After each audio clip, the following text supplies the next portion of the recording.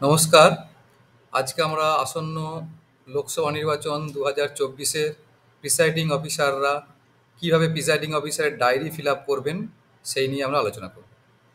তাহলে আমরা প্রথমে প্রিসাইডিং অফিসারের ডায়েরি সেটা হচ্ছে অ্যানেক্সচার 7 চ্যাপ্টার 1 প্যারা 1.12-তে রয়েছে। এইখানে আমরা 1 থেকে 27 পর্যন্ত যে পয়েন্টগুলো আছে সেই পয়েন্টগুলোর বিস্তারিতভাবে আমরা আলোচনা করব, ব্যাখ্যা করব। প্রিসাইডিং অফিসারের ডায়েরির প্রথম পয়েন্ট হচ্ছে name of the constituency in block letter, অর্থাৎ প্রিসাইডিং অফিসাররা কনস্টিটিউয়েন্সির নাম লিখবেন।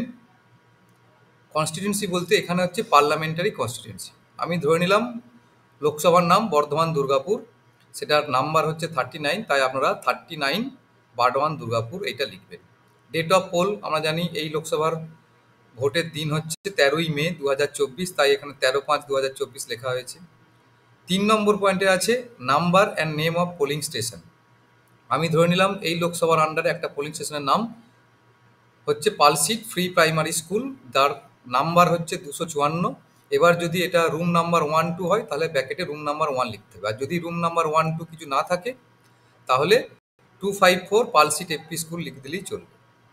এরপর ওয়েদার লোকেটেড ইন, যেহেতু ইলেকশনগুলো আমাদের বিভিন্ন প্রাইমারি স্কুল, হাই স্কুল এগুলোতে হয়, সেগুলো সবই গভর্নমেন্ট বিল্ডিং, তাই এখানে আমরা 1 নম্বরের টিক চিহ্ন দেবো। এটা গভর্নমেন্ট বিল্ডিং না লিখলেও চলবে, আর যদি টিক চিহ্ন না দেন তাহলে এখানে গভর্নমেন্ট বিল্ডিং লিখতে হবে।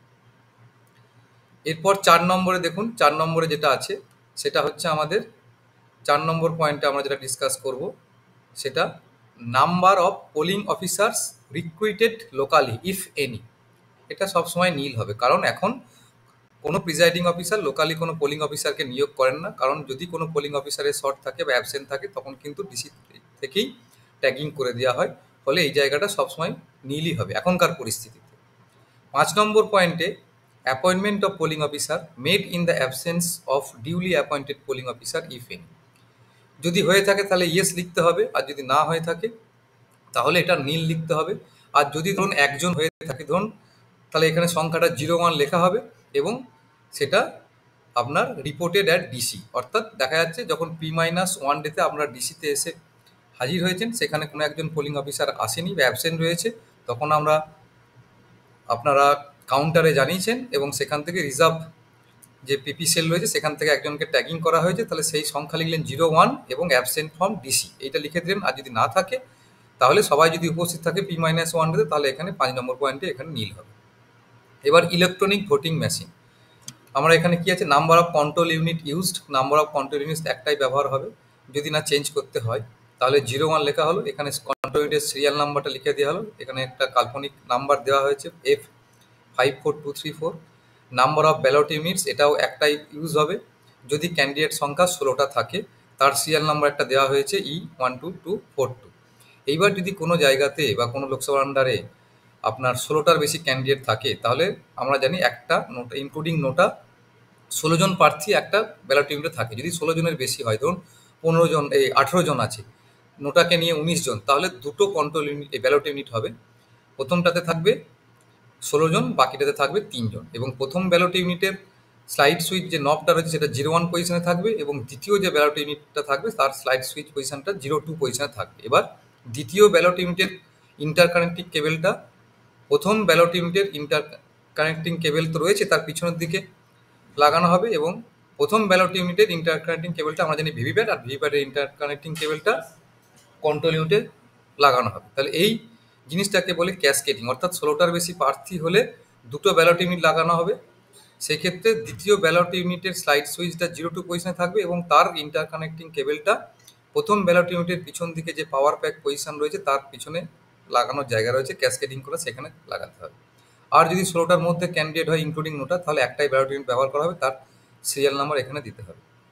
7 নম্বর পয়েন্টে আছে number of paper seal used. এখানে পেপার সিল বলতে গ্রিন পেপার সিলকে বোঝানো হচ্ছে, এবং এই গ্রিন পেপার সিলটা আমরা জানি কন্ট্রোল ইউনিটের রেজাল্ট সেকশনটাকে সিল করার জন্য কাজে লাগে। তাহলে এখানে একটা যদি ব্যবহার করা হয় তাহলে তার সংখ্যা লেখা হলো 01 এবং সেই সিলের নাম্বারটা দেওয়া হলো 14FE42820, এটা একটা কাল্পনিক নাম্বার।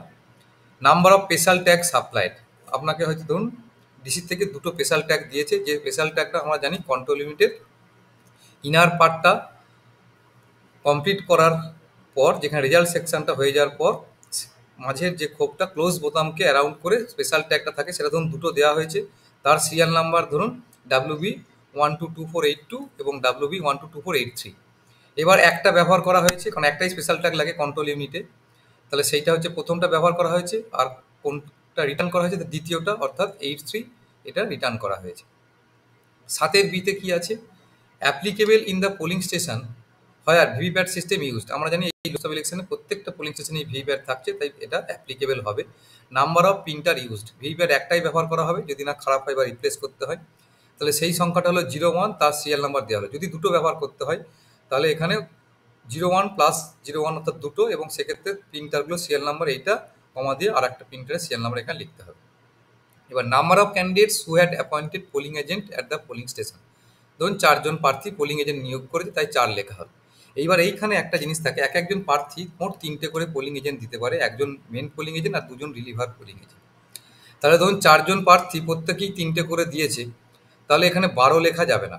ভালো করে ইংরেজিটা দেখুন, number of candidates who had appointed polling agent, অর্থাৎ কতজন প্রার্থী পোলিং এজেন্ট নিয়োগ করেছেন।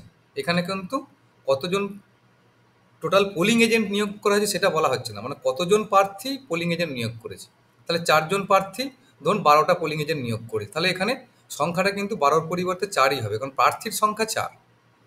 এরপর 9-এর 1 নম্বরে দেখুন, number of polling agent present at the commencement of poll, অর্থাৎ ভোট শুরুর আগে কতজন পোলিং এজেন্ট উপস্থিত ছিল। আর এখানে কতজন পোলিং এজেন্ট বলতে কতজন প্রার্থীর পোলিং এজেন্ট, এখানেও কিন্তু 04। ধরুন সাপোজ আপনার 3জন প্রার্থীর যদি পোলিং এজেন্ট উপস্থিত থাকে তাহলে এখানে সংখ্যাটা হবে 03।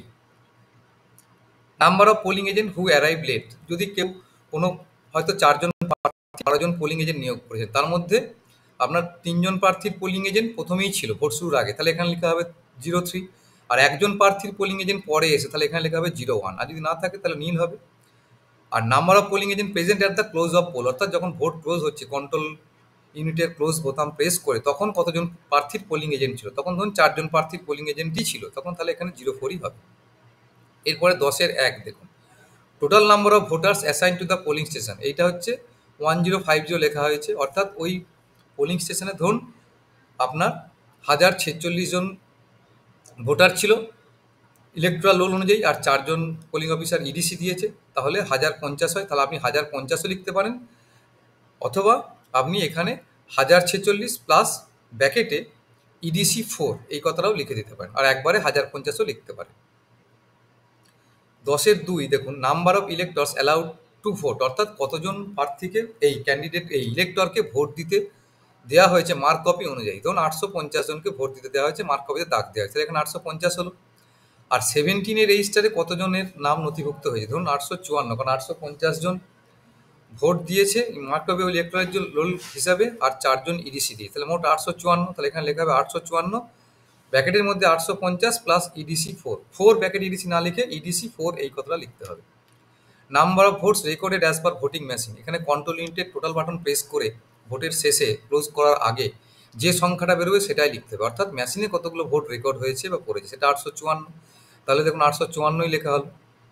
এরপর number of voters deciding not to record vote, এটা সাধারণত হয় না, যদি হয় তাহলে এখানে সংখ্যা লিখতে হবে, তাহলে যদি হয়ে থাকে তাহলে সেই সংখ্যা এখানে লেখা হবে এবং তার রিফ্লেকশন কিন্তু আপনার 17A রেজিস্টারেও হবে। এরপর ফার্স্ট পোলিং অফিসার এখানে সিগনেচার করবে এবং সেকেন্ড এই presiding signature of polling officer incharge of the register of voter, register of voter কার কাছে থাকে আমরা জানি সেকেন্ড পোলিংয়ে, তাহলে এখানে সেকেন্ড পোলিং অফিসার এখানে সই করবে, আর এখানে ফার্স্ট পোলিং অফিসার সই করবে।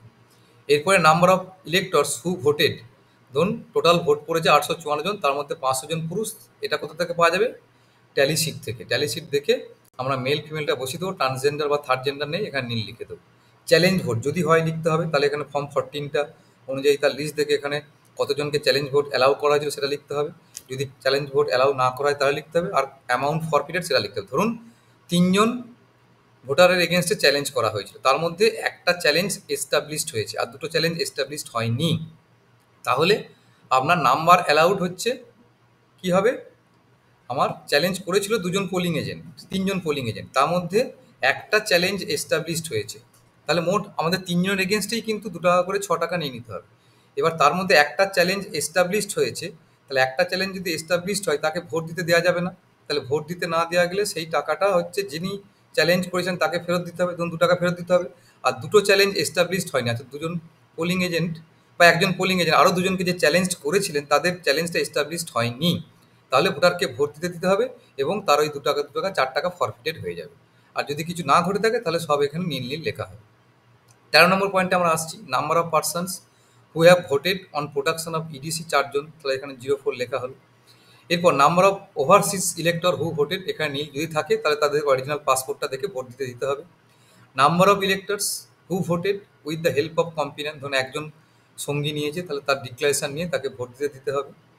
Number of voters cast through proxy, যদি প্রক্সি ভোটার থাকে অর্থাৎ ক্লাসিফাইড সার্ভিস ভোটার যদি প্রক্সি নিয়োগ করে থাকে তাহলে এখানে সংখ্যাটা হবে, যদি একজন দিয়ে থাকে তাহলে 1, যদি না থাকে নীল হবে।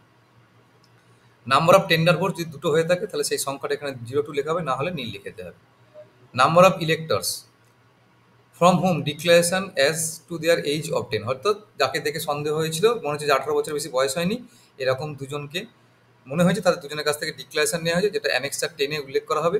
আর যদি কেউ ডিক্লারেশন দিতে অস্বীকার করে এরকম নীল, তাহলে ধরুন এরকম সংখ্যা একজন ছিল তাহলে অ্যানেক্সার 11-এ সেটাকে নোট রাখতে হবে।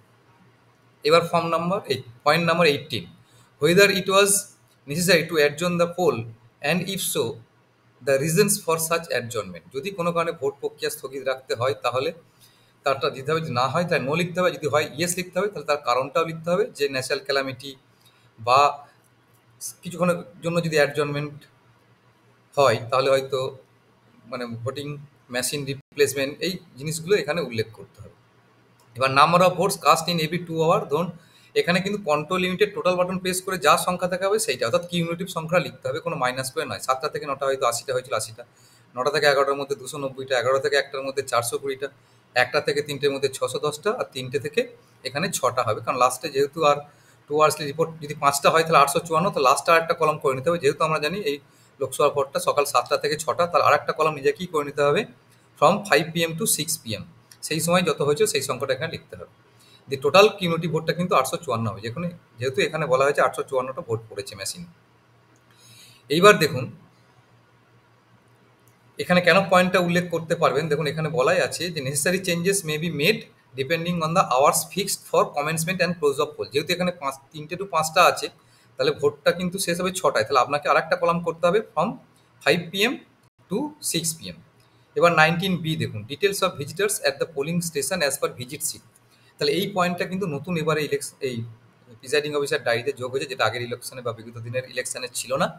তাহলে এই পয়েন্টে যে যখন ভিজিট করছে তাদের নাম লিখতে হবে, তিনি কটার সময় ভিজিট করেছিল এবং তিনি কি নোট দিচ্ছেন, পিসফুল না কি হচ্ছে সেটা এখানে উনি লিখবেন বা আপনারা লিখে দেবেন। উনি এখানে সই করবেন, সই তো নয়, নামটা লিখবেন, ডেজিগনেশন উনিই লিখবেন, আর পিসফুল কথাটা উনিই লিখবেন, কারণ প্রিসাইডিং অফিসার এটা লেখা চলে না, কারণ উনি এসে কি অবজার্ভ করছেন। তাহলে ধরুন সেক্টর ম্যাজিস্ট্রেট এসেছিল 6টা 45-এ, তখন উনি বলেছেন পিসফুল পরিবেশ রয়েছে, সেখন যেহেতু সেই সময় ভোট আপনার কোনো কিছু হয়তো পড়েনি, 7টা থেকে যেহেতু স্টার্ট হবে তাই উনি লিখেছেন ফর্ম 17 অনুযায়ী ভোট রেকর্ড হয়েছে নীল, আর ইভিএম অনুযায়ী নীল। এরপরে ধরুন আপনার 11টা 40-এর সময় টি সরকার এলো, উনি হয়তো সেক্টর ম্যাজিস্ট্রেট, উনিও লিখলেন পিসফুল ভোট, উনি দেখলেন ফর্ম 17 অনুযায়ী হচ্ছে 402টো ভোট পড়েছে এবং ইভিএম অনুযায়ী হচ্ছে 402টো ভোট পড়েছে, তাহলে এইটা হচ্ছে উনি নোট করে দিলেন। এরপর 20A আছে দেখুন, number of slip issued at the closing hour of the poll elector standing in the queue, যদি কিউ স্লিপ দিতে হয় তাহলে লিখবেন। নর্মালি 6টা পর্যন্ত ভোট হলে আর মেশিনে ভোট হলে এটা লাগবে না, তাই নীলই হবে। যদি 4টে হয় তাহলে এখানে 4টে হবে। আর যদি কিউ স্লিপ দিতে না হয় তাহলে 20B-তে আছে কখন ভোট ফাইনালি ক্লোজ হয়েছে, অর্থাৎ কন্ট্রোলেটেড ক্লোজ বোতাম প্রেস করে ভোট বন্ধ করা আছে, সেটা 6টাতেই হবে যদি কিউ স্লিপ ইস্যু না হয়। আর যদি কিউ স্লিপ ইস্যু হয় তাহলে এই টাইমটা কিন্তু আরও বাড়বে। এবার 21 পয়েন্টে ইলেকট্রাল অফেন্স যদি হয়ে থাকে তাহলে 1 নম্বরে কি না, ক্যানভাসিং উইদিন 100 মিটার, অর্থাৎ 100 মিটারের মধ্যে কোনো ভোট প্রার্থনা করা হচ্ছে কিনা সেটা নেই, যদি হয় তাহলে এখানে দিতে হবে, তার কারণ উল্লেখ করতে হবে। 2 নম্বর হচ্ছে ইম্পারসনেশন অফ ভোটার, কিছু করা হচ্ছে না কেন সেটা নীল লেখা হয়েছে, যদি হয় লিখতে হবে। ফ্রডুলেন্ট ডিফেসিং, অর্থাৎ কোনো প্রতারণামূলক অপমান করা হচ্ছে কিনা, কোনো জিনিস ডিস্ট্রয় করা হচ্ছে কিনা, যদি ঘটে থাকে তাহলে ইয়েস লিখে তার কারণ লিখতে হবে। ভোটারদের কোনো ঘুষ দেওয়া হচ্ছে কিনা, যদি ইয়েস হয় তাহলে ইয়েস, না হলে নীল বা নট অ্যাপ্লিকেবল। কোনো ইন্টিমিডেশন অফ ভোটার্সে কোনো ভয় দেখানো হচ্ছে কিনা, যদি হয়ে থাকে তাহলে ইয়েস হবে এবং কখন হয়েছে সেই সব ডিটেলস লিখতে হবে। বুথ ক্যাপচারিং হয়েছে কিনা, যদি হয়ে থাকে তাহলে ইয়েস, না হলে নীল বা নট অ্যাপ্লিকেবল লিখে ছাড়তে হবে। এরপর was the poll interrupted or obstructed by riot, কোনো দাঙ্গার জন্য কি ভোট স্থগিত রয়েছে, অবস্ট্রাকশন হয়েছে, নো। যদি হয়ে থাকে তাকে লিখতে হবে। ন্যাচারাল ক্যালামিটির জন্য যদি হয়ে থাকে তাহলে লিখতে হবে ওপেন ভায়োলেন্স কিছু আছে কিনা, বুথ ক্যাপচারিং হয়েছে কিনা, ভোটিং মেশিন ফেলিওর হয়েছিল কিনা, এটা হতেও পারে। তাহলে এখানে ইয়েস লিখে কোন সময় থেকে কোন সময় সেটা লিখতে হবে। এনি আদার রিজন যদি কিছু হয় সেটা লিখতে হবে। এরপর 23 নম্বর পয়েন্টে দেখুন, was the poll vitiated by any voting machine used at the polling station having been, লিখতে হবে। যদি হয়ে থাকে তাহলে ইয়েস, না হলে নো। তাহলে কিসের জন্য, যদি আনলফুলি কেউ কাস্টডিতে নিয়ে নিয়েছে কিনা সেটা হলে সেটাও টিক মারতে হবে, আর নাহলে নট অ্যাপ্লিকেবল। অ্যাক্সিডেন্টালি কোনো কিছু ডিস্ট্রয় হয়ে গেছে কিনা বা ড্যামেজ বা ট্যাম্পার করা হয়েছে কিনা, যেটা হবে সেটা ইয়েস লিখে তার কারণটা উল্লেখ করতে হবে। এরপর 24-এ দেখুন, সিরিয়াস কমপ্লেন্টস ইফ এনি, যদি হয়ে থাকে তাহলে ইয়েস অথবা nil. Number of cases breach of law, law and অর্ডারে কোনো মানে ভাঙন ধরছে কিনা বা কোনো ল অ্যান্ড অর্ডার মানা হচ্ছে কিনা, যদি হয়ে থাকে তাহলে ইয়েস লিখে ডিটেলস দিতে হবে। Report of mistakes and in report of mistakes and irregularities committed if any at the polling station, no. যদি হয়, দেখুন এটা হচ্ছে প্রিজাইডিং অফিসার একটা রক্ষা কবচ, অর্থাৎ আপনি প্রিজাইডিং অফিসারের ডায়েরিতে এটা মেনশন করা উল্লেখ আছে। আপনি কোনো কাজ ইলেকশনে হয়তো করতে ভুলে গেছেন, সেটা যদি আপনি এখানে মেনশন করে দিতে পারার জায়গা রয়েছে। অর্থাৎ ধরুন আপনি কোনো পিঙ্ক পেপার ছিলেন, আপনি যেমন সাইন করেছেন, পোলিং এজেন্টের সাইন নেননি, বা স্পেশাল ট্যাগে আপনার পিছন থেকে পোলিং এজেন্টদের সাইন নেননি, তাহলে এখানে এটা উল্লেখ করতে পারেন। তাহলে যদি এরকম ঘটনা ঘটে থাকে তাহলে লিখতে হবে yes mistakes has taken, mistakes has occurred, দিয়ে কি কমা দিয়ে যে no signature of polling agent was received at the back of special tag, এরকম করে কিছু একটা কারণ আপনাকে উল্লেখ করতে হবে। Whether the declarations have been made before the commencement of poll and if necessary during the course of poll when a new voting machine is used and at the end of the pole as necessary, এটা সবসময় yes লিখতে হবে। কারণ presiding officer declaration আমরা জানি 4টে part আছে। একটা হচ্ছে বিফোর কমেন্সমেন্ট অফ পোল একটা ডিক্লারেশন করতে হয় এবং পোলিং এজেন্টদের সাইন নিতে হয়। ভোট চলাকালীন কোনো মেশিন সাবসিকুয়েন্টলি যদি চেঞ্জ করতে হয় তখন একটা ডিক্লারেশন নিতে হয়। আর একটা ভোট ক্লোজ করার পর একটা ডিক্লারেশন করতে হয় প্রিজাইডিং অফিসার, আর একটা ক্যারিং কেসের মধ্যে বা মেশিন সিল করার পর একটা ডিক্লারেশন দিতে হয়। তাহলে এই প্রিজাইডিং অফিসার 4টে ডিক্লারেশন আপনাকে অবশ্যই করতে হবে এবং টাইম টু টাইম পোলিং এজেন্টদের সাইনও নিতে হবে। তাই এটা আপনাকে সবসময় করতেই হবে, তাই এটা নো লেখার কোনো জায়গা নেই, সবসময় ইয়েস হবে। তারপরে আপনি প্লেস দিলেন, তারপরে ডেট দিলেন, এখানে প্রিজাইডিং অফিসার সাইন করলেন। তাহলে এই হচ্ছে টোটাল প্রিজাইডিং অফিসারের ডায়েরির ব্যাখ্যা। ধন্যবাদ।